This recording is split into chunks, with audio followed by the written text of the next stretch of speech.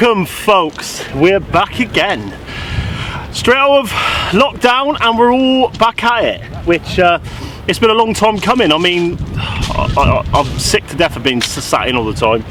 Last 12 months it's been a nightmare for everybody fishing wise. All the SAA lads and that. A lot of us is obviously had to try and find things to do, but we've been on the computer, PlayStations and that, playing the Call of Duty. But it's time to rock and roll. Lots of small-eyed rays coming out of the lower Dorset beaches at the minute. And when you're fishing and you're going out and you're targeting these fish, there's a cycle to it. And obviously once you start fishing and going and starting off fishing, and year by year you'll gain more and more and more knowledge. And it's something, this stretch of coastal where I'm at the moment, it's something I've done for a long time. I mean, going back from my days of living in Exeter, this was local to me. I mean, it's only half hour up the road, and over the years seen some really good small-eyed rays. Helped a little bit out with some of the locals I've met and different things like that. And you've just got to store it here. A lot of it I'll write down in the book. And it's this particular time of year now where a lot of the female big small-eyed ray come in close to the shore to drop off their purses, and we're here to take advantage of that, and fingers crossed hopefully try and find that big one. But as with everything, the social media, it's one of them. Social media can be a really good thing, and it does a lot of pros and cons for fishing. And one of the downsides to it is a lot of people, they won't go out and put the effort in, the time and effort in to go in and finding the venues and putting the knowledge into the thing. They wait to see off people what's going out, putting the time and effort in. And it's something I've learned over the years not to do. You know what I mean? We normally keep our pictures back and stuff like that to ensure we can get on a lot of the venues. But unfortunately, it's been let out. The cat's been let out of the bag once again, and it doesn't take long. It only takes a picture, and it just ruins it for everybody. But one Pacific part of the coastline, one beach in mind, will be absolutely rammed today, and I mean rammed. And there's no way I'm going down to that sort of venue and trying to. At the end of the day, we're specimen hunters. We're down there to try and target a fish, and with all those lines in the water, it's pot luck who's going to get it. You know what I mean? You're minimising your chances the more and more anglers are down there. So we've come to a venue which I used to fish a lot, and I know produces small-eyed rays. I've had them just under £12 off this venue. Some good small eyes over the years. I've had double-figured smooth hound. I've had a lot of bass and different things. And it's a venue which I know today, with the tides we're fishing, we will be in for a very, very good chance between us of pulling something out. We're all spread out. At the end of the day, social distancing is still remaining in these times, unfortunately. But at the end of the day, you've got to do it safe. Everybody's got kids and missuses in their home and stuff like that, which obviously you don't want to be catching different bits and pieces and bringing it home. So, what do you reckon, Gaff? Cracking, isn't it? It's a lovely venue. It's a lovely venue. The sun is shining. The water is pretty good. Yeah, it's well coloured. We'll get him in shot in a minute, but it's very coloured, and the sea, we've got northeasterly breeze, which is basically coming right over the top of us here now. Obviously the bivvies and that are up. I would say we've got a 90% chance of catching a ray here today. Obviously you've always got that chance of not catching. It's the tides are exactly as I would want them for the bigger fish. I mean, what I've found out of experience of being up this area, there's certain stage of the tide and certain tide sizes which seem to produce the better fish. And for me, this past few days till tomorrow night is going to be, it could be the tides what you want for the big ones. So we're just ready to give it a go. But we've got a lot of gear with us. We've got some food, we've got all the bait we need, sand eel, squid and bluey from Hooker's Baits, and we've got a mixture of rigs. I think me and Geff has pretty much done the same rigs really. He likes to use the running up and over exactly the same as me. It allows the fish to play with the bait a little bit and move off before it actually hooks, and half the time it's inside and it's hooked properly. And you don't need to bully them too much where we are. Obviously if you get a big one you want to try and get up a little bit, but it's a fairly gradual slope, and it's mostly clean ground, and the odd obstacle here and there, but I'm pretty sure we'll manage. But I hope you enjoy the episode, and let's move on.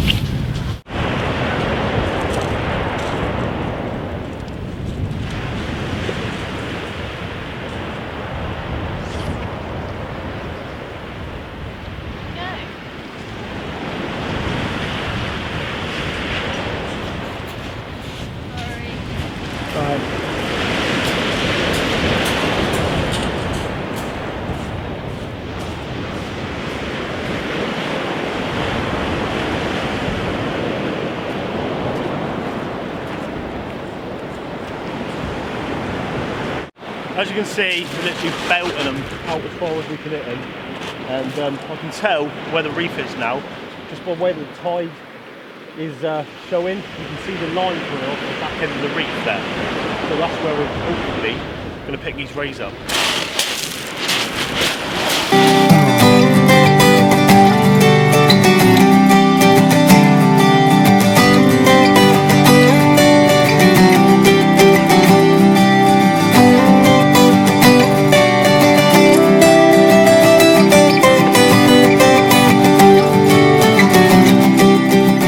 Okay folks, little fish bait cocktail, sand dew and bluey.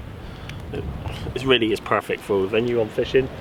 You got a chance of hussier, you got a chance of bass as we said, but we're fishing on the back end of a reef, and sometimes we put rotten bottoms on depending how hard the tide's pushing. But Geff had a real nice pull down bite then. I'm hoping to see a big one out. He lives in Wales, and they get a lot of rays over there, but unfortunately they don't get what we get with size. I mean, they do get the odd big ones come in, but they don't get the monsters. They get lots of fish, but not necessarily all the monster fish. Where on our coastline, I think really we're probably one of the best coastlines in Britain to fish. It's not easy. I'm not going to say it is easy, because it's not easy. It's a hard coastline to fish, but for those what know it and put the rewards in, they get the results, and that's all you can do at the end of the day. So that's my first rig's basically ready to go. I'm going to do my second one now. This time I'm going to do the same again. So I'm going to put the sand deal over the hook, so like that, right, just so it's done. Going to cut a little bit of the bluey off, like so. You don't want a lot of bluey, it's poking the bait out really. We're using the back end of the bluey here at the minute. We brought a little bit of bluey with us, but really later on, as we're going to get approach to high water tonight, that's when you want the blood flowing. That's when you want to get the scent flowing in the night time, and all the fish will come off the reefs. I mean, I've seen double-figured eels caught here. I've seen double-figured bullets caught here. I've had double-figured smuts here, rays. You know what I mean? You've got a chance of. I have always thought that you would, if anywhere along here, this would be one of the places you would see a big fawny pulled out at the right time of year. As you can see now, not necessarily using massive hooks where I am, because the rig that I'm using, using a running up and over rig. It allows them to take the bait back, you know what I mean? So it's not going to be a mouth hook fish, it's going to be a gut hook fish when it takes. So I've got like that. They're not massive baits, but they're big enough, okay? So we've got, well, basically what I've got there is I've got a 4.0 chinny on the bottom, and I've got 4.0 octopus hook on the top, alright? So that goes in there like so, just to hook it in, and that is basically it. I mean, it's a stinky bait. But the biggest dogfish, and everyone's going to go, well, dogfish? I've seen a 315 dogfish quarterfish beach. It's massive dogfish.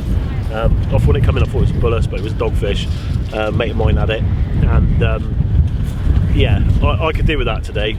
It'd be nice to see a couple of specimens out. We've got the Sea Angling Adventures Out with Lockdown Festival, which is something we do for all the Sea Angling Adventures lads every year, just to get some banter going and get some guys out fishing and stuff. So yeah, hopefully we can see a small-eyed. Hopefully we can see, if we're not a small-eyed, a fawnback, maybe a few bullets, whatever. At the end of the day, as long as we see a few fish, we're going to be happy. Tide's perfect for it, so I'm going to get this one out now, and look forward to hopefully seeing you soon with a fishing hand.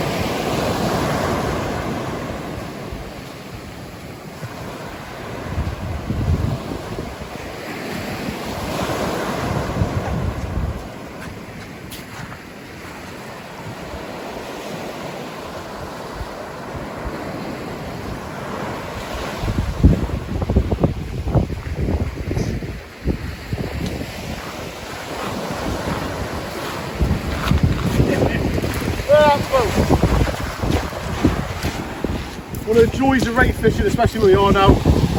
Lovely, lovely for us. It's coughing up a little bit. Right, we're getting back. Hit the carrot bag off there. It's got a carrot bag, as you see. It's not going to weigh nothing. Just easy way of doing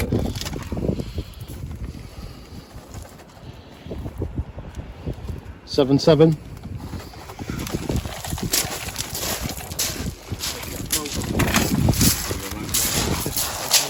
Gaff and Durham. Nice big ass.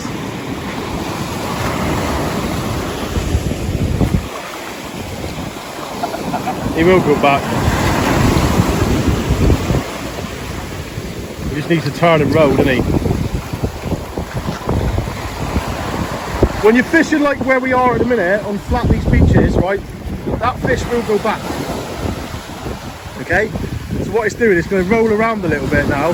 You need to try and get past the surf, really. It's one of them.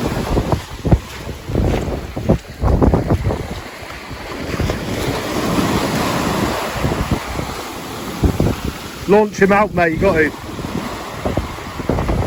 Give him a bit of depth.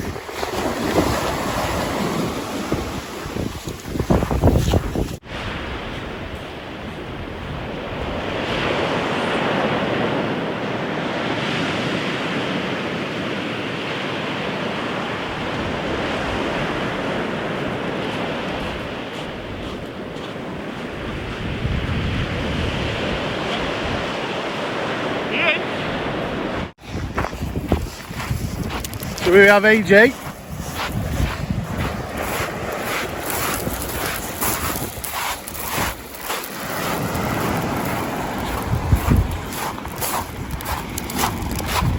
Doggy on.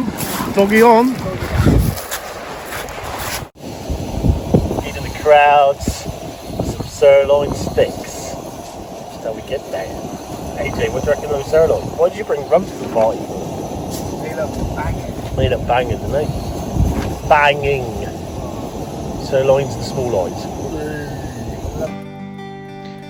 After a bite to eat, we decided to get back to the rods as the incoming tide started to push the fish in, and it wasn't long before we had the first ray of the day, just over 11 pounds for Luke Johns, followed by Adam when his rod went banging right over, straight into a slackline bite, which produced a fish just over the 10 pound mark, 2 specimen rays. Adam also had another fish around the 6 to 7 pound mark just after the big double, and as you can see, he's a very happy man. What a night on the Jurassic coastline.